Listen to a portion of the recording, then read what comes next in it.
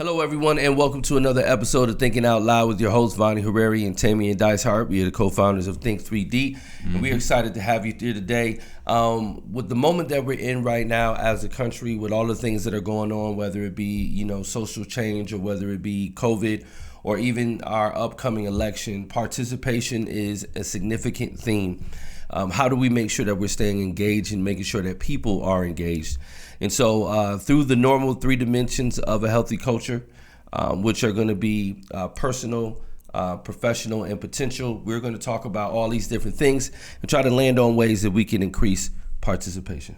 Yes, and I think, to your point, it's a big topic right now. We see everyone has an opinion about something. I don't care if it's in your personal life, those in your close sphere. You can see it obviously within the workplace. That's what we do for a living, of dealing with organizations about how do you help advance culture and advance the betterment there. We see a huge lack of participation from all levels. But then again, in our community right now is a big time. It's a pivotal moment. I think something big's happening November 3rd. Yeah, it's sizable. It's a sizable thing. A huge election. First of all, vote, and vote. Right? If I could add vote on top of that. Oh, and one more vote. We got to get out there. We got to participate. So this is a big one. But here's what we know. What we know is that at least specifically in the place that we live, Sioux Falls, South Dakota, we know for our municipal elections we have anywhere from 11 to 13% participation, which is very sad. And then we know from a national aspect, generally we're floating anywhere between 45 and 48% of people who are participating in their right to vote. And that's worrisome for a couple reasons. Number one, it means that a lot of people are just not engaging, which means there doesn't seem to be enough happening to warrant someone's engagement, which is disappointing. But the greater issue is that when we look out into the landscape, when we look at a conversation, when we look at the things that are happening, we know that 11 to 13% are not the only people who are complaining, who are That's frustrated. for sure.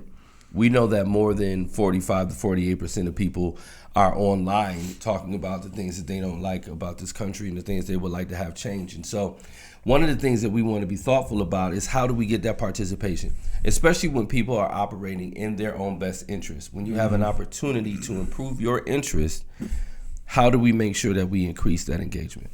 Yeah, that's so to start in the personal dimension through this lens. I think for me, it's you can look at the lack of participation that people have in actively choosing that better path for themselves. We talk about all the time that people have settled for the best version of a lesser life. And so if I don't really expect better for myself, therefore I'm not going to expect a whole lot better from other people. And therefore, the reality is we're not expecting more on a broad scope. So I think if we can root cause this, for me, it is starting in that personal dimension. How do we help participate on a higher level, actively having that vision of what it is that we want to develop in our lives? What does that look like? But then secondarily, once you start to have that runway of what that is, how are you participating in that? And so from your lens, where do you see some of the root causes? Why don't we see more participation and people developing their best selves, their best lives? Well, I think it comes in really two different ways. Number one, I think people have a diminished view on their ability to change things, and I think they have a diminished view on their belief that someone else will change it for them. Yeah. And so I think, like many times, we have people fall into the space of it is what it is. And to be perfectly frank, that's a loser's mentality.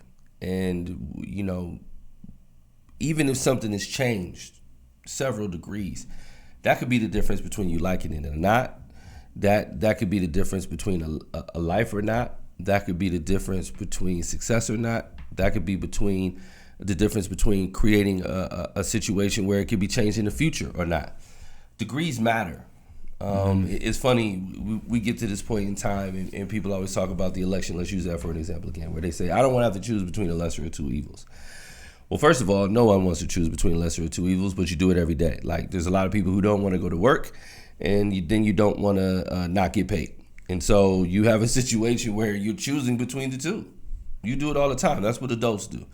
But the other piece of it is just a flat out understanding that the lesser of two evils is less evils. Yeah. So we got to do his best. We got to participate. We got to be in the game. But the other piece of it is it's what a person is willing to do in and of themselves.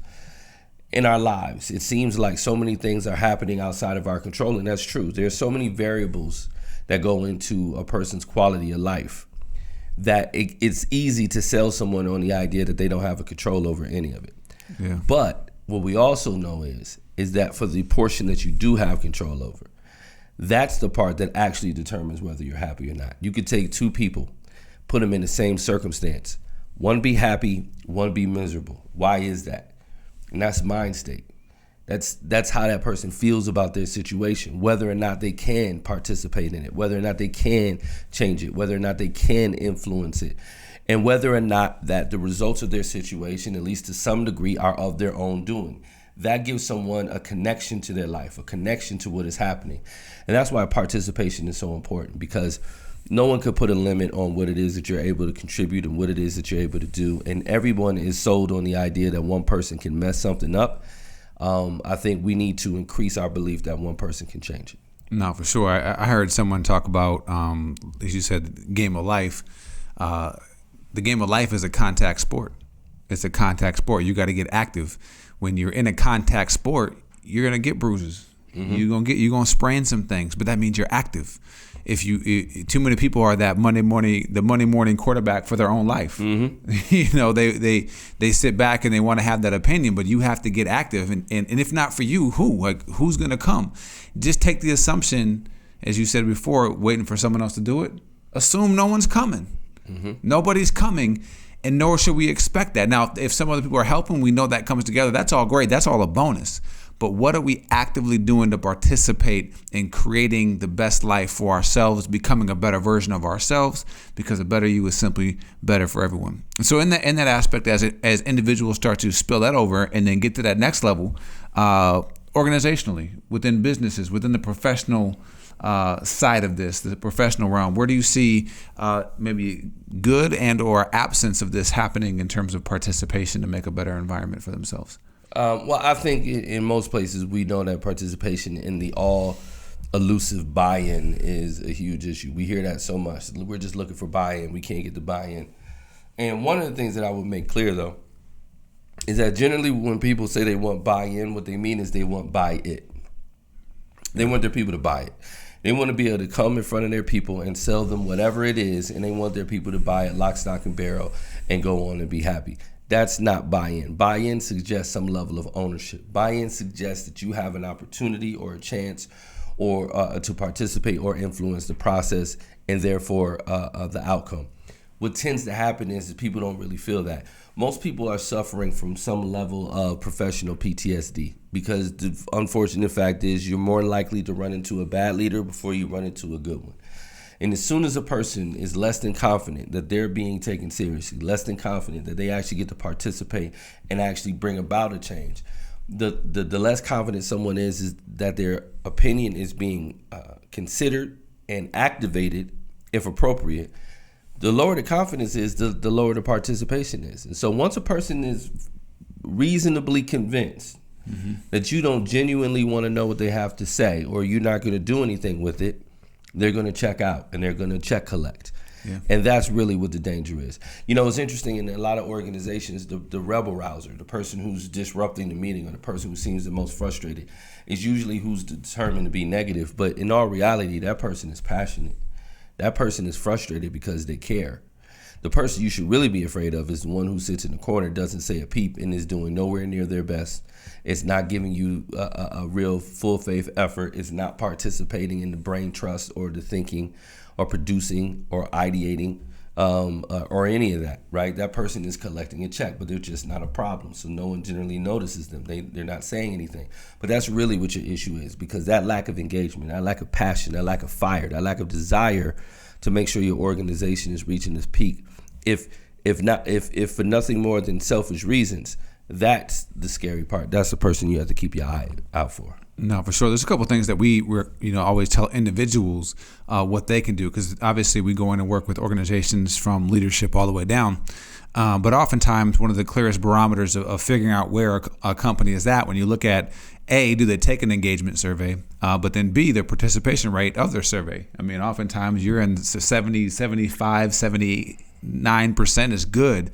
That still says there's 20% that aren't participating because something historically, typically, it may not necessarily be from that organization, but something has told them my opinion doesn't matter. And to your point, people coming with some level of professional PTSD, it came from somewhere. Odds are it started from childhood. They didn't actively participate in their environment. When they were in school, they didn't get an active participation in what that looked like. And then most of their working career, they weren't actively asked to participate in the thing to make it changed. But as an individual, we ask ourselves, we say the greatest leadership challenge of all time is the inability to effectively lead ourselves. And so we always ask the question, and this is always, I always enjoy when we do one of our power culture sessions, and Vonnie asks everyone to rate, their culture scale 1 to 10. The next thing is kind of jarring for a lot of people. He says, remember what that number is, doesn't matter if it's a 2, 5, 7, 8. In 6 months, if it's the same number, it's your fault. And people, they want to be able to place the blame on somebody else. Now, again, can you get to a 10 by yourself? No, you need your coworkers. You need your employer. But there's things within your sphere of what you can do that could help move those things forward. For sure. Well, let's look at it in terms of the potential. How can we be better at this? How can we really take this by the horns? And how can somebody build a culture, build an environment that's more conducive for participation? Well, for me, get your baseline. What is your baseline? We live in a world where, it's funny that, pre-COVID, busy was the number one thing. Then the world stood still, right? Things slowed down. There was no kids' sports. We had the time. And people weren't, if we're being honest, most people weren't effectively using their time. I saw a funny meme that said, day 60 of COVID, Netflix check. Right. And that's the reality. People weren't using that time, but now that things are getting somewhat back active, people are jumping right back into busy. So get that baseline of being honest about how much time do you have, because we all have time. None of us can sit here and say we're effectively using 168 hours a week. Get some kind of baseline about what that thing is and what is your accountability measure, because that is a word that we all know we need, but we are very poor at doing. How do we take from here to there?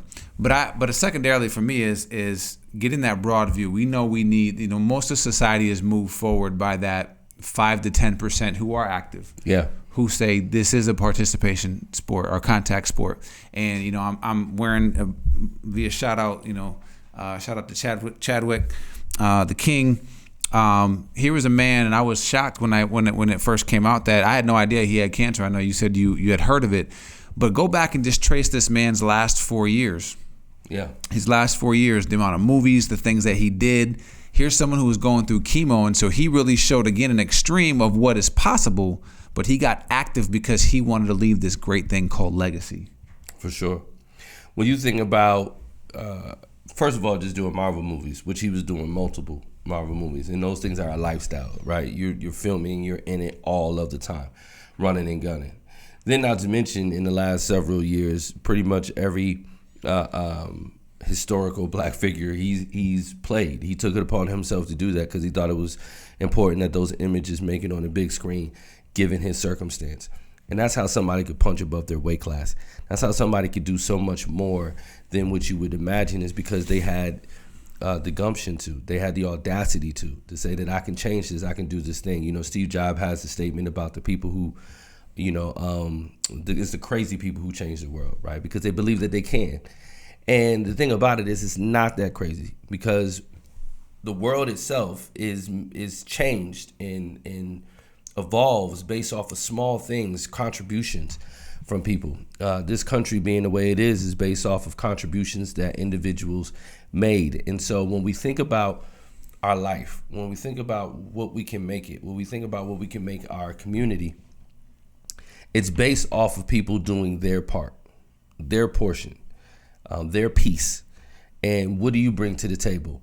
And we ask ourselves all the time, and we ask others, are you who you are on purpose? Are you operating with a level of intention? Are you as kind as you intend to be? Are you as giving as you intend to be? Are you as focused as you intend to be? Are you as driven as you intend to be? That you can design yourself in many ways, and that person can change the world. Perhaps not the person that you are right now, but that's something that you have to be moving towards to engage in. And so participation is simply saying, I'm willing to be in the game. I'm willing to play. I'm willing to get off the couch and do a thing. It doesn't guarantee you any outcomes. It doesn't guarantee things are going to go the way you want them to. It doesn't guarantee that everything's going to work out. What it guarantees you is a chance. Yeah, I think, especially today, I was watching Hamilton. If you haven't seen that, watch it. It was a great film. Watched it with my girls, and it's great just to go back and I'm googling back some of the history. But it reminded me, here was a group of individuals that desired better. They believed better was possible, and every single one of us desires better. Right. We desire a world that looks a little different, and I would say, imagine a world where the price of an opinion is participation. If you have an opinion about something, what are you actively doing? And this is where, even amongst whatever your belief is, one side of the fence or the other, live your truth. If we had everyone who had their truth founded in the right morals, whatever they believe, and founded in the right things, and they got active participating in being part of the solution. Because if you're not active, you're part of the problem. That's part of the problem, is this folks sitting on the sidelines spewing this negativity, and then you ask them, like, where have you volunteered? What committee or organization are you part of? Are you on a board? Are you doing something to make it better? A lot of folks got to go sit down. And that's the truth of it. A lot of times if you're not moving, you're in the way. And so this is one of those things where, our challenge to you is to get moving, to get out there, participate, make sure you're doing what you can in your personal life. That's the only thing that makes sense, because a better you is better for everyone. But then also make sure that carries over into your professional space. Make sure you're working on creating your environment. Maybe you can't change the entire organization, but you can change your pod. You can change your department. You can change your floor. You could change your, the person that you share a desk with. You can change something. And then obviously as we talk about how we grow in our potential, how do we grow to become a better person, we have to activate more. We have to get out there and we have to make things happen. And so one of the ways that you can do that most immediately is to vote. And let's go beyond that, because again, this isn't, to go back to the numbers, this is one of those things we got to make not voting just horrible. It's horrible to say, like, grab your friend, do the research. We live in a world with no excuses. You can find out all the information on the candidates that you need to. But grab a friend. Make it a thing. Make it a thing where this is the highest turnout for voting that we've had since ever. Right. So help other people get registered to vote. Make sure you're getting your friends together to talk about what it is that you're looking at or what's important to you. Make sure you're reading up. Do the thing. This is big. This is important. We need it. So make sure you get out there, vote, do your part, do more than that. Don't do the bare minimum. And we can make this thing happen. So until next time, you can find us at letsthinkthree.com as always, or you can follow us on our different socials at Think3D Solutions. We'll see you next time.